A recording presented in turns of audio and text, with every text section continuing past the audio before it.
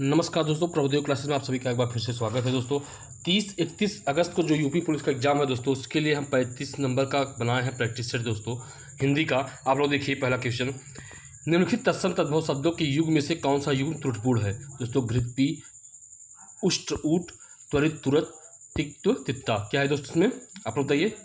ये होगा ये बी ऑप्शन, उट्र उष्ट। उट्र का क्या अर्थ होता है, ऊट। ठीक, अब यार देखिए, निम्नलिखित तत्सम तद्भव शब्दों के युग में से त्रुटिपूर्ण है।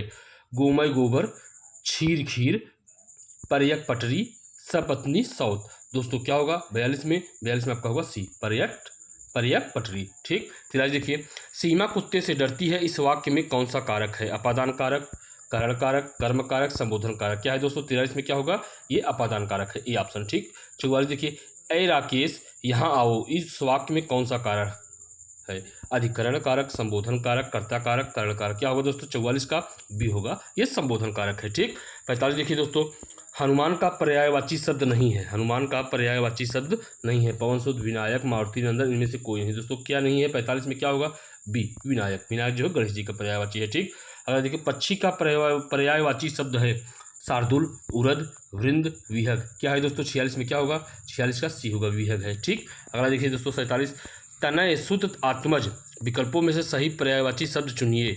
पुत्र, पुत्री, पिता, भाई। 47 में क्या होगा दोस्तों, पुत्र का तनय सुत आत्मज होता है। ठीक, ए ऑप्शन। 48 देखिए, जब वाक्य में एक समान अधिकरण का प्रयोग होता है तो किस विराम चिन्ह का प्रयोग होता है। अल्प विराम, अर्ध विराम, लाघव चिन्ह, संकेत चिन्ह। क्या होगा दोस्तों 48 में, क्या होगा बी होगा, अर्ध विराम। ठीक, 49 देखिए, मिश्रित तथा संयुक्त वाक्यों में विरोध का भाव प्रकट करने के लिए किस विराम चिन्ह का प्रयोग किया जाता है। अर्ध विराम, उप विराम, कोष्ठक, योजक चिन्ह।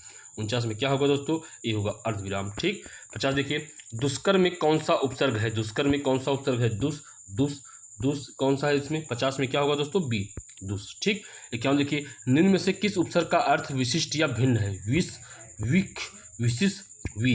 क्या है दोस्तों 51 का क्या होगा, 51 में ए होगा, विश। ठीक, अगला देखिए दोस्तों 52, निम्न में से किस शब्द में नीर उपसर्ग का प्रयोग नहीं है। नीर उपसर्ग का प्रयोग नहीं है दोस्तों।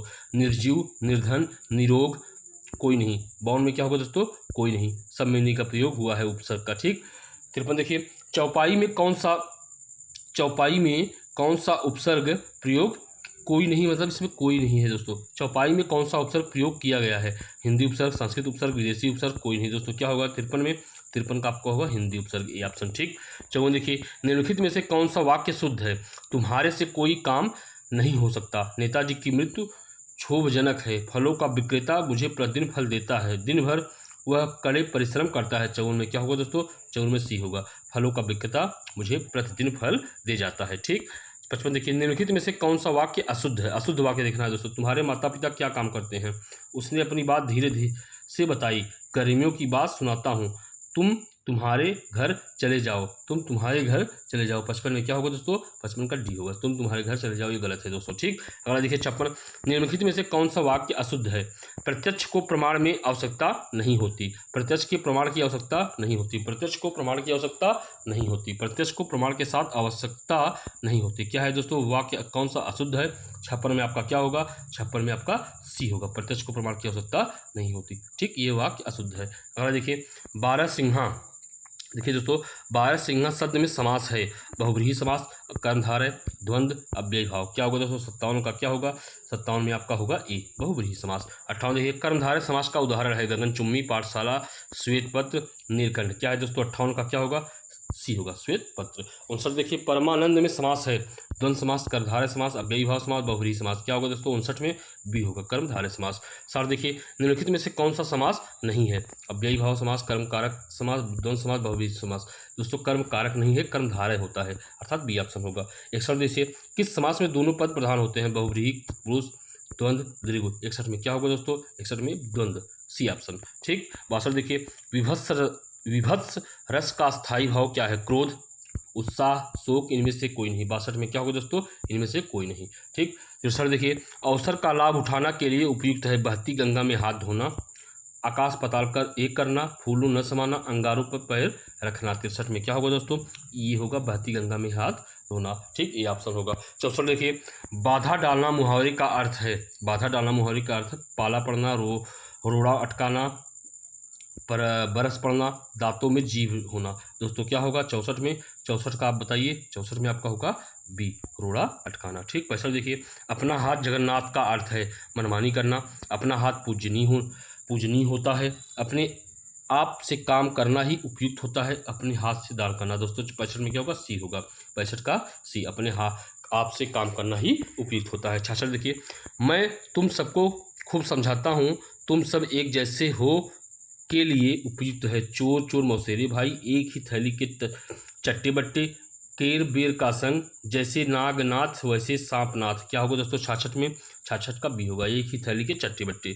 ठीक। 66 देखिए, देख सुदामा की दीन दशा, करुणा करके करुणा निधि रोए, पानी परायत को हाथ छुओ नाही, नयनन के जल से पग धोए। उपयुक्त पंक्तियों में कौन सा अलंकार है दोस्तों? उल्लेख अलंकार, अनियुक्त अलंकार, अतिशयोक्त अलंकार, भ्रांतिमान अलंकार। क्या होगा दोस्तों 67 में? आपका क्या होगा? 67 में सी होगा, अतिशयोक्त होगा। ठीक। अगला देखिए 68, चारु चंद की चंचल केड़े, खेली रही थी जल थल में। उपयुक्त पंक्तियों में कौन सा अलंकार है दोस्तों? अनुप्रास, यमक, प्रतीप, उपमा। 68 में क्या होगा दोस्तों? ये होगा अनुप्रास अलंकार। 69 देखिए, हृदय के वे भाव जो सुसुप्त अवस्था में पड़े होते हैं, विषय को देखकर आश्रय के दिन में जागृत होते हैं, कहलाते हैं अस्थायी भाव, विभाव, अनुभाव, संचारी भाव। 69 में क्या होगा दोस्तों?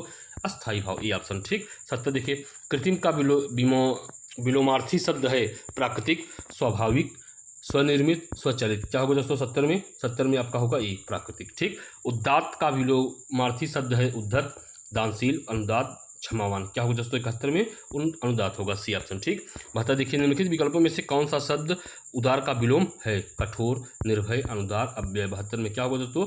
अनुदार होगा, डी ऑप्शन। 73 देखिए, निम्नलिखित में से कौन सा शब्द गो का अर्थ नहीं है? गाय, नदी, गज, इंद्री। दोस्तों ये देखिए क्वेश्चन ये आया था अभी भी जस्ट 25 तारीख को पहले सेट में आया था इस क्वेश्चन।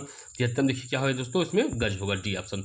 ठीक। अगला देखिए, अनेकार्थी शब्द अब्ज के गलत विकल्प का चयन कीजिए। शंख, चंद्रमा, कपूर, मेघ। क्या होगा दोस्तों 74 में? ये मेघ होगा, सी ऑप्शन। ठीक। और इस सीरीज का लास्ट क्वेश्चन है, निम्नलिखित शब्दों में से एक का अर्थ पतवार भी है? कान, कर्ण, श्रुति, श्रवणेंद्री। क्या होगा दोस्तों 75 में? आपका कर्ण होगा। ठीक। ये लास्ट क्वेश्चन था। जो इस चैनल पे पहली बार आए हो, इस चैनल को सब्सक्राइब कर ले, बेल आइकन का बटन दबा दें ताकि कोई भी वीडियो, कोई भी नोटिफिकेशन सबसे पहले आप तक पहुँचे। जय हिंद, जय भारत।